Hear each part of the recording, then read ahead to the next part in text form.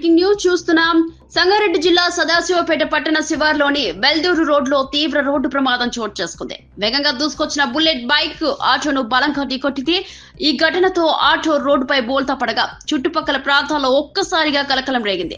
ప్రమాద సమయంలో ఆటోలో ప్రయాణికులు ఉన్నట్టు స్థానికులు తెలిపారు. బుల్లెట్ బైక్ ను నడిపిన యువకుడికి తీవ్ర గాయాలు కావడంతో వెంటనే స్థానికులు అంబులెన్స్ కి సమాచారం ఇచ్చారు. గాయపడిన యువకుడిని సమీప ఆసుపత్రికి తరలించారు. ఆటో డ్రైవర్ కు స్వల్ప గాయాలైనట్లు తెలుస్తోంది. ప్రమాదానికి అతివేగమే కారణమని ప్రాథమికంగా పోలీసులు అంచనా వేస్తున్నారు. సమాచారం అందుకున్న పోలీసులు ఘటనా స్థలానికి చేరుకొని ట్రాఫిక్ ను క్రమబద్ధీకరించారు. ఈ ఘటనపై కేసు నమోదు చేసి దర్యాప్తు చేపట్టినట్లు పోలీసులు తెలిపారు. వెల్టూరు రోడ్లో వేగ నియంత్రణ చర్యలు తీసుకోవాలని స్థానికులు డిమాండ్ చేస్తున్నారు.